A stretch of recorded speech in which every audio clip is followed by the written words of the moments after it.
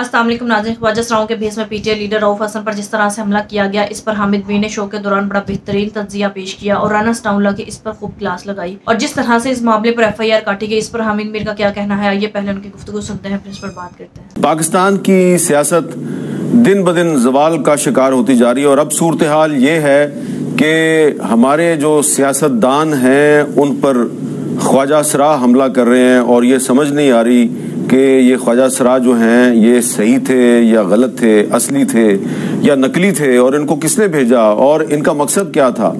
और पाकिस्तान तहरीक इंसाफ की तरफ से उनके जो सेक्रेटरी इत्तलात रऊफ हसन साहब पर जो कल एक हमला हुआ था, उस पर जो FIR दर्ज हुई है उसको मुस्तरद कर दिया गया है। आज एक प्रेस कॉन्फ्रेंस हुई है, उसमें क्या कहा गया जरा सुने।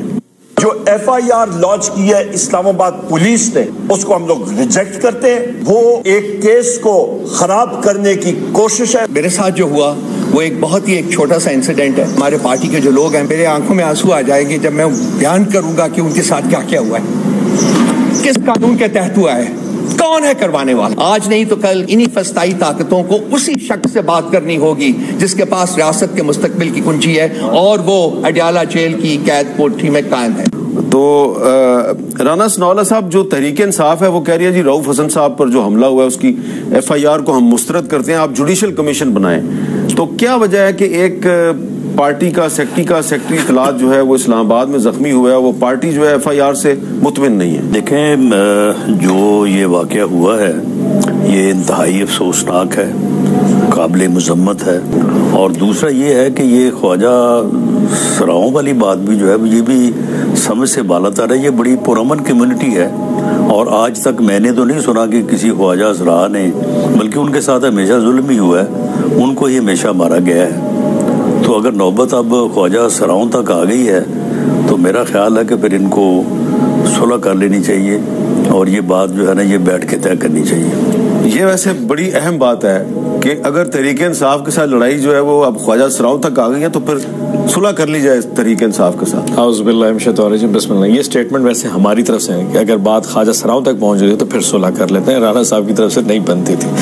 और वैसे आपस की बात है, ख्वाजा सरा किसी के नहीं रहे, वक्त तब्दील होता रहता है, कभी हम पे होंगे कभी किसी पे होंगे। लेकिन अगर ये क्लियर हो जाएगा तो मैं राना साहब, यकीन राना साहब खैर बहुत महफूज है, हम सारे महफूज समझेंगे। वरना आज के बाद हर मीडिया के दफ्तर के बाहर जाते खौफ का, आपके दफ्तर बाहर खौफ था कि बंदर देते कोई ख्वाजा सरा ना खड़ा हो, यानी कोई प्लेट लेके ना खड़ा। हमारे पता है खौफ, आप जब जाएंगे तो मैं आपके साथ नीचे तक जाऊंगा, आप हमारे साथ, बल्कि गाड़ी बिठा के, ताकि मैं जब शीशे लॉक कर लूं फिर उसके बाद आपने रवाना होना है। देखिए सर, जब बात ख्वाजा सराओं तक पहुंच गई है ना तो फिर सियासतदानों को चाहिए कि बैठ के सोचे इस बात को। लेकिन राणा साहब ये असली ख्वाजा सरा तो नहीं है, ये तो लग रहा है कि दो नंबर क्यों जाली ख्वाजा सरा क्यों हो रही है कल की। हाँ, अगर वो असली नहीं है तो फिर बताएं कौन है। तो जिसने उनको भेजा है उसने दरअसल जो पॉलिटिशियन है उनको एज अ कम्युनिटी डिग्रेड कर दिया। नहीं, मामला ये है कि आप देखें PTI या सुन्नी इत्तेहाद कौंसिल इतनी बड़ी जमात है, पार्लियामेंट में उसकी रिप्रेजेंटेशन है, तो ये कितना मुश्किल है इनके लिए कि ये पता कर लें कि ये ख्वाजा सरा कौन है, नामजद करें उनको। ये तो पुलिस ने काम कर रहे हैं। अब मुदई जो है वो सिर्फ पहलियां ही डाले पे ये ख्वाजा सरा थे या नहीं थे, ये किधर से आए किधर से चले गए। तो मामला ये कि इसमें ये भी मदद करें, पुलिस भी जो है वो। लेकिन राणा साहब, आप तो इंटीरियर मिनिस्टर रहे हैं, आप अच्छी तरह जानते हैं कि इस्लामाबाद जो पाकिस्तान का फेडरल कैपिटल है, यहाँ पे एक रेडी वाले से लेके और एक भीख मांगने वाले से लेके ख्वाजा सरा तक और इवन जो टैक्सी ड्राइवर है वो सारे का सारा जो है वो स्टेट की नजर में होता है, बल्कि अक्सर लोग स्टेट के लिए काम करते हैं। चलिए, स्टेट की भी नजर में होता है। हाँ, तो या तो फिर ये स्टेट जो कहे उसको मान लें, उस पे एतबार कर लें, वो इन्होंने करना नहीं है। तो या फिर ये है कि खुद भी थोड़ी सी इस बारे में कोशिश करें ये ख्वाजा सरा जो है ये कहाँ से आए और किधर गए। ये अगर ये खुरा हमने ढूंढना है तो फिर बाकी बात खत्म होगी। वो ख्वाजा सरा कहाँ से आए थे, किधर रुके। मैंने तो आज सेनेट में कहा, मैं कि ख्वाजा सराओं का पता करें, इनके नाम ECL में डालें, कहीं ये निकल जाए मुल्क से बाहर। ये तो बहुत सीरियस इशू है। लेकिन ऑन अ सीरियस नोट, अगर मिसाल के तौर पे अगर कल वो उसको डॉज ना करते, वो डक ना करते, अगर आप वीडियो आराम से देखें तो रऊफ हसन ने उसको डॉज किया, तो अल्लाह माफ करे ये कट यहाँ की बजाय शहरक पे लग सकता था। इंसान है, गलती, शायद मैसेज देना ही मकसूद हो, मारना मकसूद ना हो। मैं बिला वजह उस पर नहीं कह रहा कि अटेम्प्टेड, लेकिन अगर गलती से उसके कट जाता तो आज शायद हम इस वक्त बैठ के ये अपना कर रहे होते, आज चीजें और तरफ होती। और यहाँ पे इस्लामाबाद में फॉरेन डिप्लोमेट्स होते हैं, हम भी मतलब चले इतने मुअज़्ज़ज़ शहरी ना सही, हम थर्ड क्लास किस्म के सेनेटर सही पीटीआई के हैं, हमारी जिंदगी की कोई वुक्कत नहीं है, ना हमारी चार दीवारी की वुक्कत है, ना हमारे घरों की, ना हमारे माओ बहनों की, लेकिन हमारी जान की थोड़ी सी अगर वुक्कत है तो इस्लामाबाद पुलिस को प्लस इस गवर्नमेंट को थोड़ा सीरियस लेना चाहिए। मसला ख्वाजा सिराह का नहीं है, मसला उस जान का है जो कल जा सकती थी। एंड ऑन अ नोट के कल को अगर ये वाकया सीरियस हो गया, मैं मिसाल आप ये मजाक कर रहे हैं बाहर जाता हूं, कल मुझ पर अटैक हो जाए तो ऑब्वियसली अब राणा साहब की बात हो क्या पूछे, यार मौन साहब मेरे से शो कर रहे थे, आप इस वक्त शहीद हो चुके हैं। पॉइंट इज कि समबडी माइट लूज इट। समी इब्राहिम के साथ क्या होता, वो भी ख्वाजा, एक पैटर्न तो कहीं ना कहीं से तो आ रहा है, तो कहीं चेक कर लेते हैं कि इसमें कोई ऐसी पैटर्न है तो उसको चेक करने में हर्ज ही क्या है। ये तो फिर ख्वाजा सिराह तो खैर यहीं रह जाएंगे, हमने तब्दील होना, कभी राणा साहब की बारी आनी कभी हमारी, ये वक्त तब्दील होता है। Having said that sir, on a serious note, कल इस्लामाबाद जैसे इलाके में G8 में दिन दहाड़े, मतलब आप देखें ना, एक डर, कोई खौफ, कोई झाका सा होता है, कुछ भी नहीं ना। यानी शाम को 5-6 बजे दिन दिहाड़े नोइंगली के उस दफ्तर के बाहर CCTV कैमरा होंगे, वो कवरेज होंगे, सड़क पे चलते टहलते 3 ख्वाजा सराह और एक ख्वाजा सराह नुमा शख्स जो चादर में 46 डिग्री में एक चादर लपेट के आ रहा है, और एक 5वां शख्स जो फिल्म बना रहा है, फिर मोटरसाइकिल बैठा वीडियो बना रहा है, और फिर वापसी पे हमला करने के बाद टहलते हुए जा रहे हैं। मैंने आज रऊफ हसन से पूछा कि जो आखिरी शख्स था जो वीडियो बना रहा था तो उसने क्या कहा था, उसने कहा अब याद रखना फिर तुम्हें सबक सिखाएंगे। सो अब वो एक शख्स हो गया। चले जी, रात को हम सारे एयरफोर्स हॉस्पिटल में थे, उनके 19 टांके लगे। जब मैंने आज सुबह उनसे पूछा तो मैं कहा सर आपकी FIR में क्या शो, उन्होंने कहा जी FIR में दिखाया कि इनके साथ मेरा कोई पुराना मामला चल रहा है। अच्छा, वो जो कल कह रहे तुमने गाली दी है, वो कहते जी कल भी आए थे, पहले भी ढूंढ रहे थे भाई ख्वाजा सराहों के साथ रऊफ हसन का क्या मामला चल सकता है। कल वो इसको टैली करते इनके पीछे आए थे, इत्तेफाक ही गाड़ी में जाके जल्दी बैठ के, आज कल उनको मौका मिल गया। सो एक दिन के बाद सिचुएशन थे।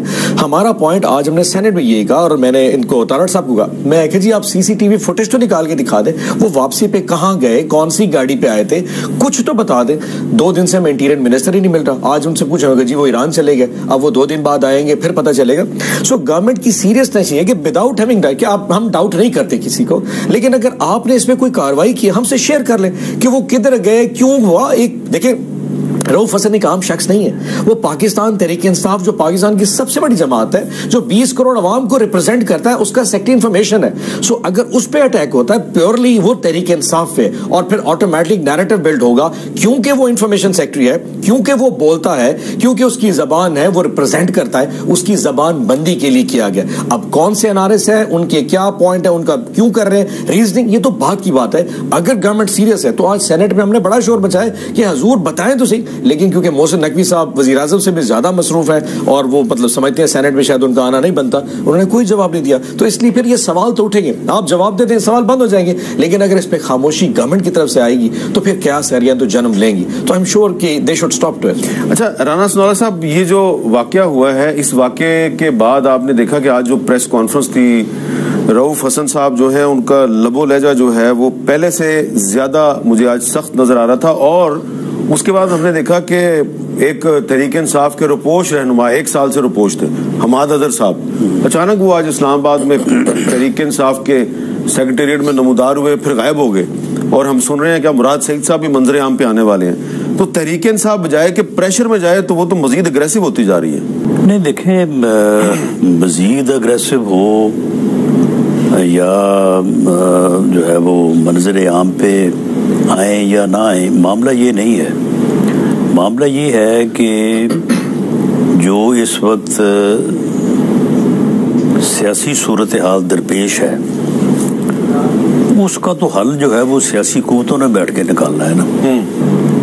अगर सियासी कुव्वतें एक दूसरे के वजूद को तस्लीम नहीं करेंगी तो फिर कोई एक मत समझे कि मेरा वजूद कायम रहेगा और दूसरे का खत्म हो जाएगा, फिर ज्यादा इम्कान यही है कि सभी का खत्म होगा। अच्छा ये बताएंगे, ये जो आज हमाद अजहर साहब मंजर आम पे आ गए हैं तो फिर उसके बाद मुराद सईद साहब भी आ जाएंगे, तो सारे जो रुपोश है वो सारे मंजर आम पे आ रहे हैं। देखिए जब वो कहते हैं ना जुल्म एक हद से बढ़ता है तो फिर वो खत्म हो जाता है ना। मुश्किल इतनी बड़ी कि आसान होगी। एक टाइम था, स्पेस थी, मतलब 8 फरवरी का इलेक्शन हो गया, लेकिन वो जो हमें मैसेजिंग है कि जी अभी जमीन तंग कर दी गई है वो अभी खत्म नहीं हो पा रहा। तो आखिर इंसान ने कहीं तो आना है। तो हमाद अजहर का निकलना या मुराद भाई का आना, पॉइंट ये कि कहीं ना कहीं लोगों ने आना ही है। आखिर में होगा क्या, मतलब पकड़ के प्रेस कॉन्फ्रेंस ही अगर करानी है तो वो उससे क्या फर्क पड़ेगा? तो वो जीते जागते लोग हैं, उनकी फैमिलीज हैं, उन्होंने मुआशरे में जीना है, तो क्या वो सारी उम्र के लिए मफरूज चले अफगानिस्तान दौड़ जाए? बस somewhere they have to come. इसमें कौन सी ऐसी चीज है? अगर उन पे मुकदमात है तो पुलिस अरेस्ट करे, वो अपनी जमानतें कराएंगे, चाहे वो पेशावर हाई कोर्ट से कराएं, लाहौर, इस्लामाबाद हाई कोर्ट, अदालतों पेश हो। लेकिन अगर उनको फोर्स करके कहीं गायब कर दिया जाए, जैसे वो आजकल हमारा एक शायर गायब हो पड़ा है, तो ये थोड़ा ज्यादती होगी। सो अगर आप समझते हैं कि वो दोनों इतने ज्यादा किस्म के वांटेड क्रिमिनल्स हैं, आप उनको गिरफ्तार के अदालतों पेश करें, जमानत होगी, केस चलेगा, चालान आएगा, पता चल जाएगा। आप अंदाजा कीजिए कोई किस हद तक नीचे आ सकता है जिस तरह से पिछले 2 सालों से पीटीआई को जुल्म सितम का निशाना बनाया गया, सरेआम जुल्म बर्बरियत की मिसालें कायम की गई, जेल में डाला गया और झूठे केसेस बनाए गए। अब तो नौबत यहाँ तक आन पहुंची है कि ख्वाजा सराओं के भेस में भी अब लोग हमलावर होने लगे हैं। और हमेशा पीटीआई के कारकुनान या पीटीआई लीडर्स पर ही हमला क्यों होता है? जिस तरह से सो कॉल्ड ख्वाजा सराओं ने रऊफ हसन पर हमला किया, इसकी अभी तक शिनाख्त नहीं हो सकी। इस्लामाबाद के उस हसास इलाके में ये वाकया पेश आया जहां पर कोई भी ऐसी हरकत हो, वो एक सिक्योर्ड इलाका है और वहां पर इस कदर सीसीटीवी कैमरास लगे हुए हैं और हर वक्त नजर रखी जाती है। कोई भी ऐसा वाकया हो तो कुछ ही सेकंड्स में पूरे वाकये की तह तक पहुंचा जा सकता है, बस नीयत पता लगवाने की हो तो फिर है। नाज़रीन, अगर इंतहाई हसास और सिक्योर्ड एरिया में ये हालात हैं, इस्लामाबाद जो पाकिस्तान का कैपिटल सिटी है, वहां पर अगर रऊफ हसन पर हमला हुआ है और फिर हमला करने वाले इस तरह से फरार भी हो जाते हैं और जिनका अभी तक पता भी नहीं लग सका, इससे आप खुद इस बात का अंदाजा लगा सकते हैं कि वो वाकई ख्वाजा सरा थे या ख्वाजा सरा के भेस में कोई और ही लोग। और पुलिस की तरफ से जो मनगढ़ंत एफआईआर काटी गई है, उनके मुताबिक ख्वाजा सराओं का रऊफ हसन के साथ किसी बात पर कोई जाती झगड़ा था। ये इंतहाई फजूल और बेतुकी बात है। पुलिस वालों को कैसे पता चला कि रऊफ हसन ख्वाजा सराओं का कोई झगड़ा है? खुद से ही इन्होंने मनगढ़ंत कहानियां बनाकर कार्रवाई का आगाज कर दिया और इस तरह की कहानियां बना ली और ऐसी कार्रवाई की जिसका पहले ही पीटीआई इंकशाफ कर चुकी थी कि अब ये इस तरह की फजूल इंक्वायरी करके, फजूल एफआईआर दर्ज करके इस मामले को रफा दफा करने की पूरी कोशिश करेंगे। नाज़रीन, एक बात तो पक्की है कि अगर इस्लामाबाद जैसे सिक्योर्ड एरिया में इस तरह की कोई भी हरकत होती है तो पता लगाया जा सकता है, क्योंकि उसको ट्रेस करना बिल्कुल भी मुश्किल नहीं और ये बड़ी आसान काम है, क्योंकि ये बड़ा सिक्योर्ड एरिया है और इसकी हर वक्त निगरानी भी की जाती है। लेकिन ये सब तभी आसान है अगर नीयत पकड़ने की हो तो किसी को भी पकड़ा जा सकता है। नाज़रीन, अब बात तो यहाँ तक आन पहुंची है कि ख्वाजा सरा ही रह गए थे कि इनको भी ये सब कुछ करना पड़ा। नाज़रीन, आपके इस बारे में क्या राय है? कमेंट में जो बताइएगा। अगली वीडियो में मिलते हैं, तब तक के लिए अल्लाह हाफ़िज़।